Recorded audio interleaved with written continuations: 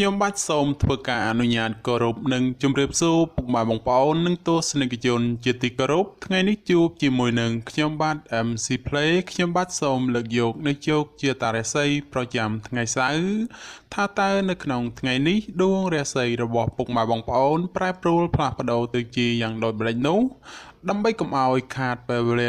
សូមអញ្ជើញរីករាយសន្តាប់ជាមួយនឹងខ្ញុំបាទដូចតទៅ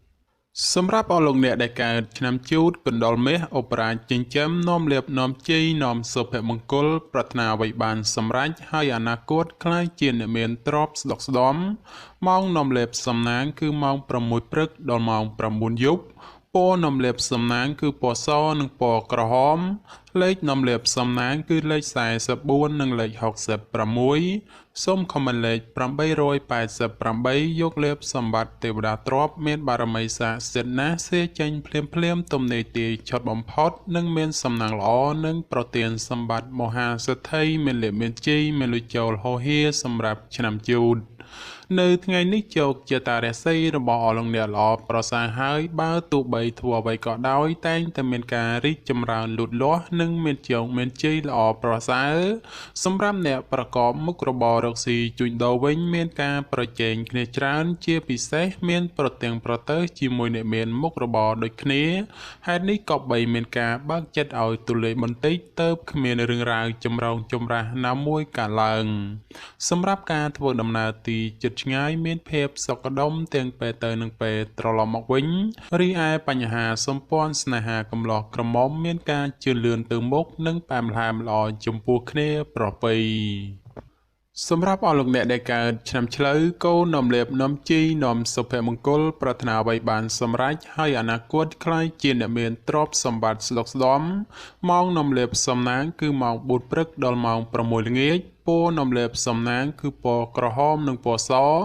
លេខនាំលៀបសំណាងគឺលេខ88និងលេខ99សូមខមមិនលេខ999យកលៀបសម្បត្តិទេវតាទ្រព្យមានបារមីស័ក្តិសិទ្ធិណាស់សេចេញភ្លាមទំនេរទាយឆុតបំផុតនិងមានសំណាងល្អមានលៀបមានជ័យមានលុយចូលហោហៀចំពោះឆ្នាំឆ្លូវនៅថ្ងៃនេះបើទោះបីធ្វើអ្វីក៏ដោយប្រយ័ត្នប្រយែងការទទួលខូចខាតអ្វីមួយរកនឹកស្មានមិនដល់ក្រៅពីនេះបើមានការទំនាក់ទំនងការងារឬធ្វើអ្វីមួយងាយមានការភ្លៀងផ្លាត់ណាស់ក៏បីមានការប្រុងប្រយ័ត្នប្រយែងទៅជៀសផុតពីផលលំបាកទាំងពួងទៅរួចសម្រាប់ការធ្វើដំណើរទីជិតឆ្ងាយចូលប្រយ័ត្នប្រយែងក្រុមមនុស្សបៀតបៀនយាយីដោយប្រការណាមួយ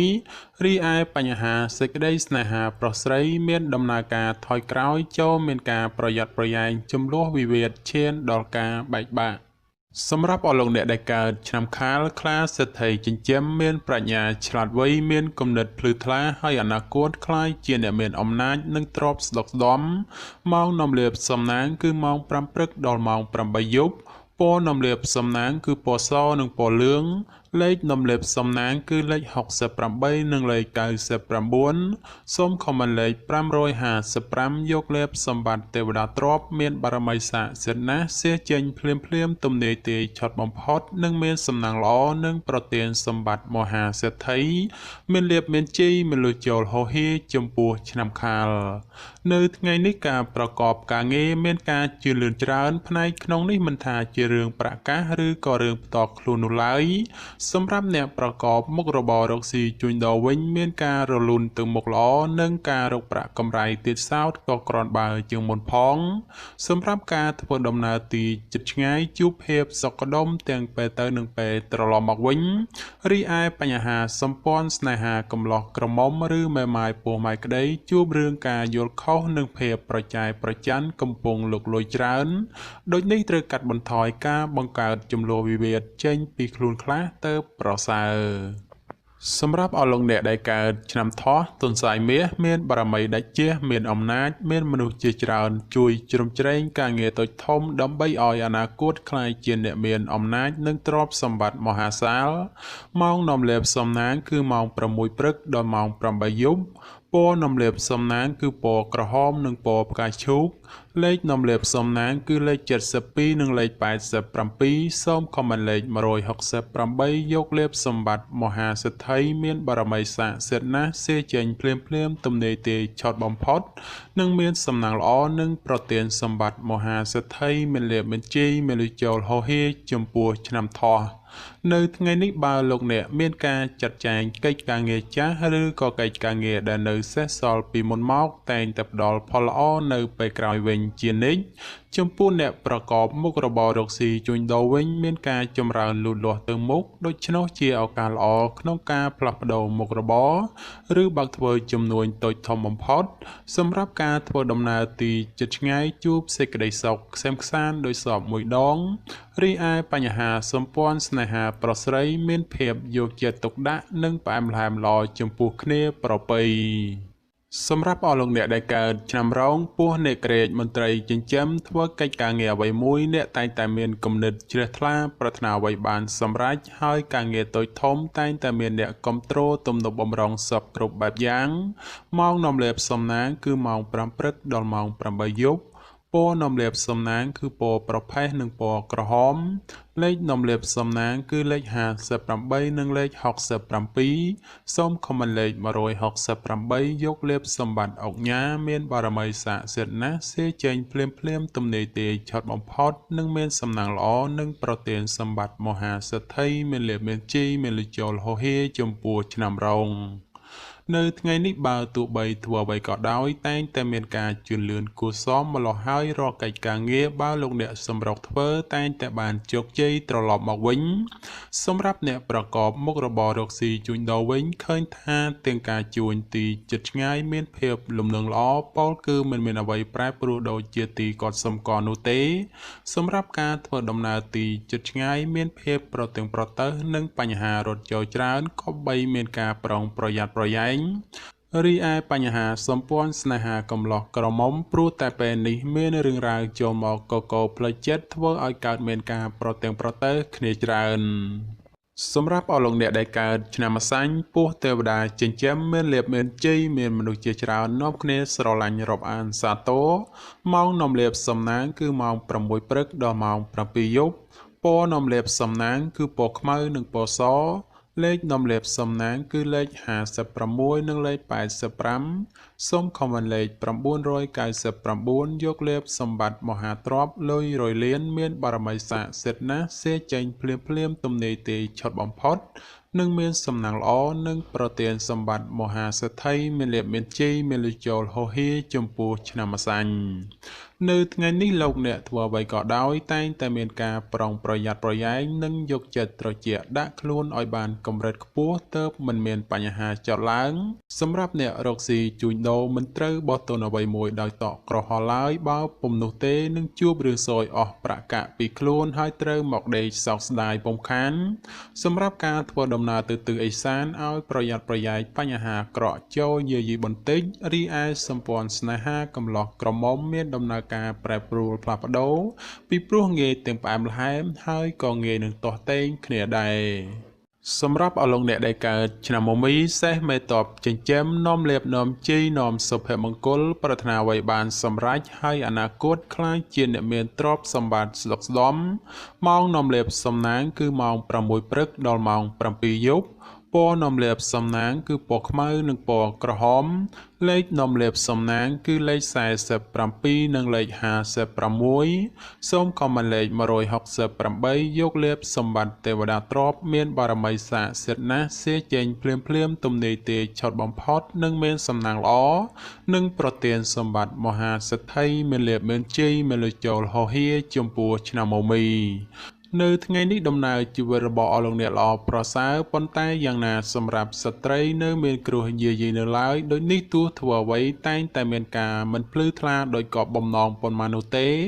សម្រាប់អ្នកប្រកបមុខរបររកស៊ីជួញដូរក្នុងថ្ងៃនេះដែរបើចង់បោះទុនតូចធំមិនមានអ្វីទាស់ខុសទេព្រោះថាផលជាផ្លែផ្កាដែលទទួលបានមកវិញក៏សំដូចប្រកបមួយចំនួនផងសម្រាប់ការធ្វើដំណើរទីជិតឆ្ងាយជួបសេចក្តីសុខ ខ្សែមខ្សានដោយសពមួយដងរីឯសម្ព័ន្ធស្នេហាកំឡោះក្រមុំមានភាពស្រស់ស្រាយនិងផ្អែមល្ហែមប្រៀបដូចជាត្រីក្នុងទឹកនៃរដូវវស្សាសម្រាប់អស់លោកអ្នកដែលកើតឆ្នាំមុំមេពពែមាសមានបារមីដែលជះឈ្នះអមេសត្រូវប្រាថ្នាអ្វីបានសម្រេចនិងអនាគតក្លាយជាសេដ្ឋីគេហបតីឬក៏អ្នកមានជាន់ខ្ពស់ម៉ោងនាំលេបសំណាងគឺម៉ោង6ព្រឹកដល់ម៉ោង8យប់ពណ៌នាំលេបសំណាងគឺពណ៌លឿងនិងពណ៌សលេខនាំលេបសំណាងគឺលេខ52និងលេខ67សូមខមមិនលេខ777យកលេបសម្បត្តិអ្នកមានជាន់ខ្ពស់មានបារមីស័ក្តិសិទ្ធិណាស់សេចេញភ្លាមទំនេរទេឆុតបំផុតនិងមានសំណាងល្អនិងប្រទានសម្បត្តិមហាសេដ្ឋីមានលេបមានជ័យមានលុយចូលហោហៀចំពោះឆ្នាំមុំមេនៅថ្ងៃនេះបើទោះបីលោកអ្នកធ្វើអ្វីក៏ដោយតែងតែមានការគិតមុខគិតក្រោយពីព្រោះថាផលអាក្រក់នោះងាយកាត់ឡើងជាងសពមួយដងសម្រាប់អ្នកប្រកបមុខរបររកស៊ីជួញដូរនៅថ្ងៃនេះមុននឹងចង់ចោះទុនធ្វើអ្វីមួយត្រូវតែចេះគិតគូរឲ្យបានច្បាស់លាស់ជាមុនសិនមុននឹងអនុវត្តជាក្រោយទើបអាចទទួលបានផលល្អរីឯសម្ព័ន្ធស្នេហាកំឡោះក្រមុំមានដំណើរការប្រែប្រួលផ្លាស់ប្ដូរពីព្រោះងាយទាំងផ្អែមល្ហែមហើយក៏ងាយនឹងទាស់ទែងគ្នាដែរសម្រាប់អស់លោកអ្នកដែលកើតឆ្នាំវោកស្វាមន្ត្រីចិញ្ចឹមនាំលេបនាំជ័យនាំសុភមង្គលប្រាថ្នាអ្វីបានសម្រេចហើយអនាគតខ្លាយជាអ្នកមានទ្រព្យស្ដុកស្ដម្ភម៉ោងនាំលេបសំណាងគឺម៉ោង5ព្រឹកដល់ម៉ោង8យប់ពណ៌នាំលេបសំណាងគឺពណ៌ខ្មៅនិងពណ៌សលេខនាំលេបសំណាងគឺលេខ26និងលេខ96សូមខមមិនលេខ168យកលេបមហាសំពៅលួងមានបារមីស័ក្តិសិទ្ធិណាស់សេចេញភ្លាមទំនេរទេឆុតបំផុតនិងមានសំណាងល្អនិងប្រទានសម្បត្តិមហាសេដ្ឋីមានលេបមានជ័យមានលុយចូលហោហៀចំពោះឆ្នាំវោកនៅថ្ងៃនេះបើទោះបីប្រកបកិច្ចការងារអ្វីលោកអ្នកងាយមានការប៉ះទង្គិចជាមួយមនុស្សនៅក្បែរខ្លួនណាក៏បីមានការប្រុងប្រយ័ត្នប្រយែងបន្តិចទៅពុំមានបញ្ហាចម្រូងចម្រាសណាមួយកើតឡើង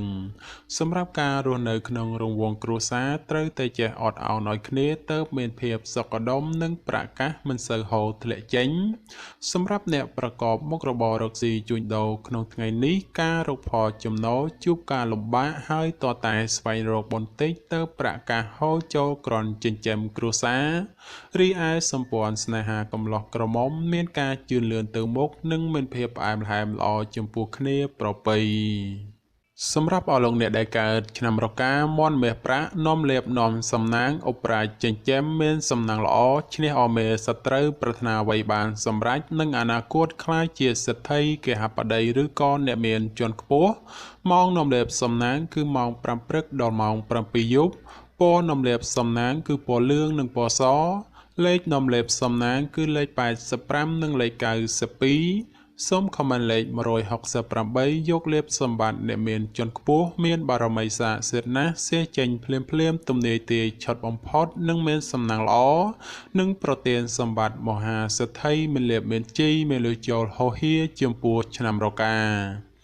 នៅថ្ងៃនេះផ្ដល់ផលល្អសម្រាប់ការសម្រេចចិត្តការងារឬក៏បណ្ដាក់ទុនរកស៊ីក្នុងរឿងអ្វីមួយពីព្រោះថាផលជាផ្លែផ្កាឆ្លើយតបមកវិញគ្រាន់ជាទីពេញចិត្តជានិច្ច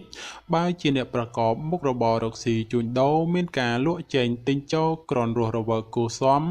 ហើយបើចង់ចរចារឿងអ្វីមួយតែងតែផ្ដល់ផលសម្រេចជានិច្ច